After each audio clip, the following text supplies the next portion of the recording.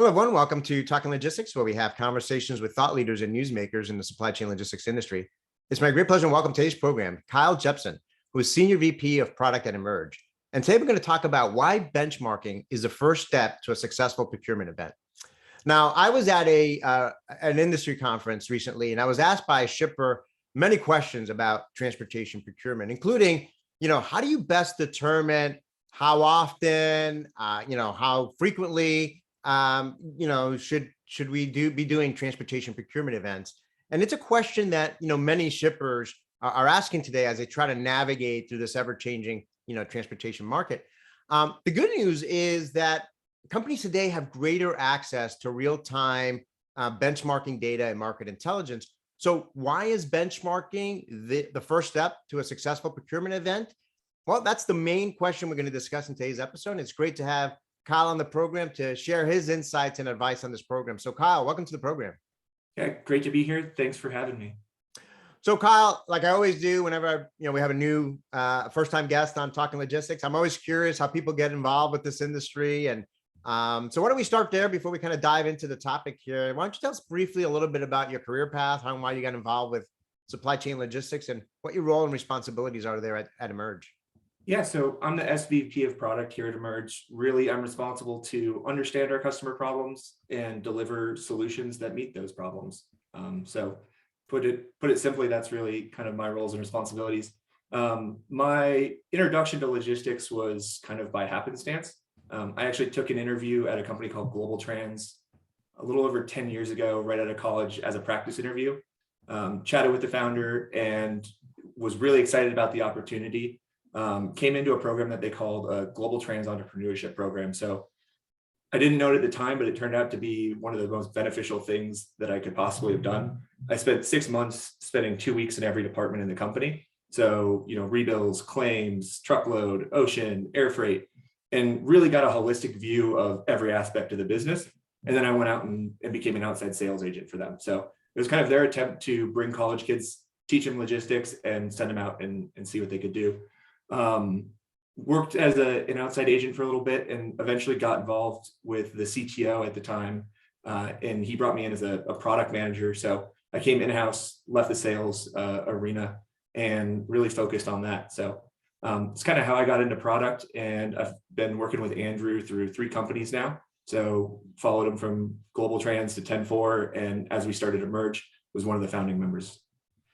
Great. Well, I think your story is common for many folks, where they, fall into the industry, if you will. It's not something they studied in college. It's not, a lot of folks, including myself, didn't even know this industry existed.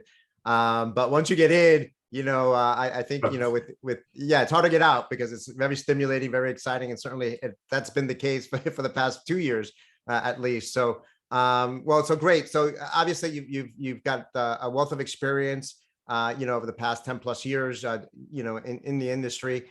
So let's get into this topic now. And let's just go right to the main question of today's episode. Why is benchmarking the first step to a successful, procurement event? I mean, how does it help a shipper prepare for a procurement event? Yeah, so you want to know how you've bought against the market in the past. You want to know what the market's doing today, both spot and contract. So that as you look at your rates, do you want to extend lanes? Do you want to play the spot market in certain lanes? Or how long should I go to bid? And should I even take these lanes to bid right now? So it really gives you good leading indicators of how to run your procurement event and the strategy that you choose there. Moving everything in an annual event, we've seen fall apart. So how do I more strategically leverage data to make the right decisions of, do I run a 1-month bid, a 3-month bid, an annual bid? Whatever that might be. Yeah, you brought up, a lot of questions that shippers, have, right? Which is, when should I go to bid? How often should I go to bid? Which lane should I take to bid? How did my performance compare to, I think a lot of the questions shippers have been able to answer historically is, hey, how are we doing compared to plan? How are we doing compared to last year?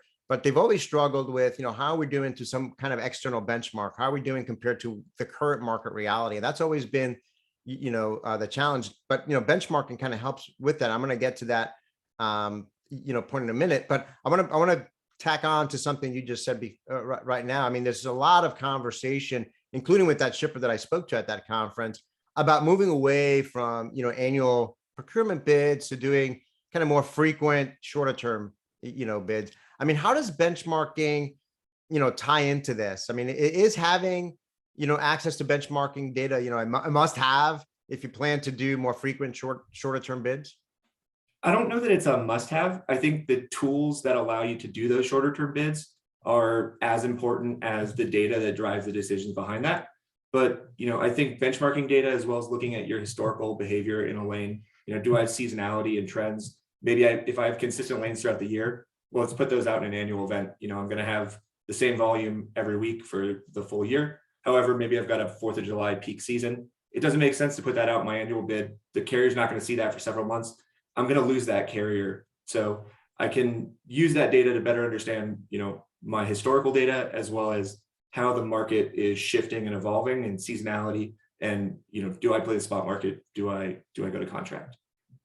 I think, what, strikes me is that, I think the overall sense that I get from shippers, as well as others that have, that many folks are talking about procurement and what the right strategy is moving forward. I think there is a general consensus that, and we've done research with our Indago research community on this in terms of, is it time to transform or innovate the freight procurement process? I think overwhelmingly, I think shippers and carriers both say yes, right? I think everyone agrees that the, set it and forget it of the annual procurement, traditional annual procurement process is kind of outdated. But I think the question now is, and I think this is all driven around being more data driven, if you will, is really truly understanding, your lanes, the nature of those lanes, truly understanding, having visibility to maybe what your freight capacity requirements are going to be on a moving forward basis. So really having more and more of this data available helps companies become a little bit more flexible, be able to take a more portfolio approach, if you will. That's one of the terms I've seen. Really, it's not a one size fits all approach, but really, taking your lanes and understanding them. And then there might be certain lanes that are more appropriate for shorter term, more frequent bids, and other lanes that might be more appropriate to an annual bid. There might be certain lanes that might be more appropriate for strategic long-term carrier partners, others that might be better fit for, more the spot market and things like that. I mean, is that kind of how you see it as well? Yeah, I see it very much like that. There's other factors as well. Storage space has become a huge problem in warehouses. Can I have drop trailers? Can I not? If I have to have a trailer pool, it's very hard to replace a trailer pool and switch carriers out on a lane. So it probably makes sense to lock in longer contracts if I have trailer pools or those types of requirements of lanes. But if it's a live load situation, I can take advantage of the market and really balance the lack of ability to forecast today with the current supply chain situation, right? Knowing when orders are going to go out, when they're going to come in, has been incredibly difficult.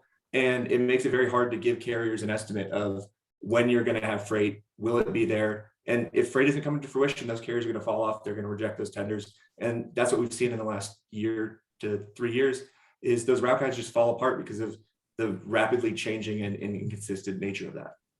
Yeah, I mean, certainly, I think one of the trends in the market, if you will, is a lot of companies have become more supply driven these days because there's so much inconsistency in when they're going to get supply, when they're going to be able to manufacture things, depending on if they're short on components or short on supply. So I think this whole area, I mean, it's always been difficult to forecast and plan for demand, and then be able to convert that into freight capacity requirements, if you will. But certainly, over the past 2 years with COVID and what the port situation, everything else has made that even more difficult, if not impossible. And obviously that has a ripple effect on the procurement side of things. So, I mean, historically, getting access to real-time, benchmarking data has been a challenge for shippers. Again, a lot of them had good data on their own internal operations, right? They can, take out reports about what happened last year, what happened last quarter, and things like that. But, having data that they can external data, they can benchmark themselves. So historically hasn't been that easy. Is getting access to benchmarking data easier today? And if so, why is it easier? I would say, I don't know that it's easier today. There's probably a few more providers, so maybe that makes it easier. I would say the quality of that data has greatly improved. the granularity of data that's feeding from systems into these providers is getting much better. You're being able to filter out accessorials and account for things like that. You're able to separate spot from contract. So we're seeing the data quality and the connectedness of systems with this kind of API economy that we've started to see is making it much more real time and just higher data quality. So I don't know that it's too much easier, but I think the quality of it and the value that you can get from benchmarking data has greatly improved in the last few years. Yeah, that's a great point. I mean, I think, when you look at the technology side of things, the fact that we've moved to this web services, we moved to APIs, particularly in the transportation industry. I mean, there's more work to be done in that area, but I think certainly that's been, one of the developments and innovations in the industry that has facilitated this. But I want to ask a question related to what you just said, because I think it's an important point. I mean, which is the quality of the data. So, I think we always talked about, garbage in, garbage out. I mean, how can shippers assess the quality of benchmarking data? I mean, in other words, I mean, what are some characteristics of good and trustworthy benchmarking data? Yeah, I'd say the volume of data that the provider has is probably the number one driver. You want to see consistency in that data year over year. And the way I really think about it is shippers shouldn't just look at the benchmark rates they get. You look historically how I bought against those benchmarks, because I might be 5% under the whatever benchmark I'm using today. However, a year ago, I was 10% below. Maybe I've got easy warehouses to get in and out of. I've got good quality freight. So understanding not just the benchmarks, but how you historically stack up against those, I think is really important, because every shipper is different. The expectations are different. So getting that and building that into the way you think about the benchmarking data you're using is incredibly important.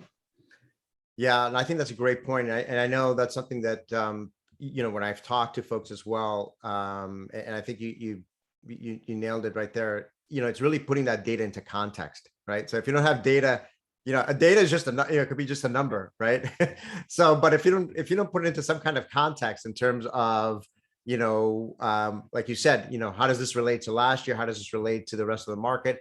How does it relate to your own particular goals and objectives? So, I always tell folks is like, there might be lanes where you might be paying more than the market average, but you want to pay more because those are the lanes that are for your most critical customers, where maybe it's an on time in full type of lane where the cost of failure is extremely high. So you might be willing to pay a little extra premium to very strategic partners that have proven themselves to provide a high level of service.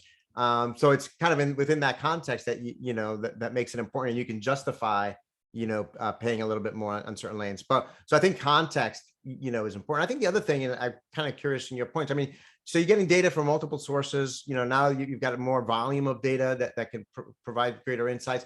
But it's also, my understanding is that to really understand the data, it's more than just taking a bunch of numbers and averaging them out. There has to be some intelligence in terms of how that data is used and presented, to folks. Is that right? Absolutely. You have to look at, the number of transactions over a given period of time. You have to look at the number of customers that make that up. So, you don't want to have one person that's offsetting benchmarks. So you really have to think about what are the zones that you move from, like how wide is your radius or your zone that you're working with. So there's a lot of considerations there. Looking at modes, looking at live or drop trailer. So the more data you can get in, the more you can really think about and science that. And data science and machine learning have come so far in their ability to not only account for the actual data, but also broader macroeconomic trends that we're seeing that can help give insight into either forecasting for benchmarking or more predictive rates, or just improving our models that we have for understanding the historical behavior. Great.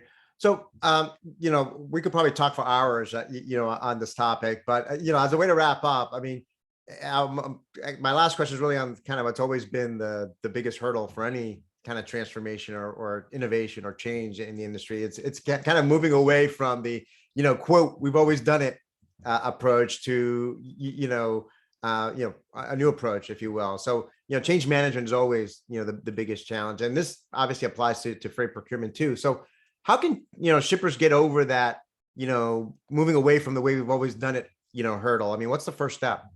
Yeah, I think, from my perspective, the first step is finding a tool that supports that. But what's really facilitated a lot of interest is the market has forced shippers to be open to change, right? We know the way we did things 5 years ago doesn't work today. So people are open to that change. And I think, there's a lot of people in the industry who are having great conversations and populating information much more so than we ever have in the past. So I think the ability for shippers to know that I'm not the only one and kind of see the thought leaders and get more exposure to what other people are thinking about is really, really valuable in driving that, being a catalyst to that change.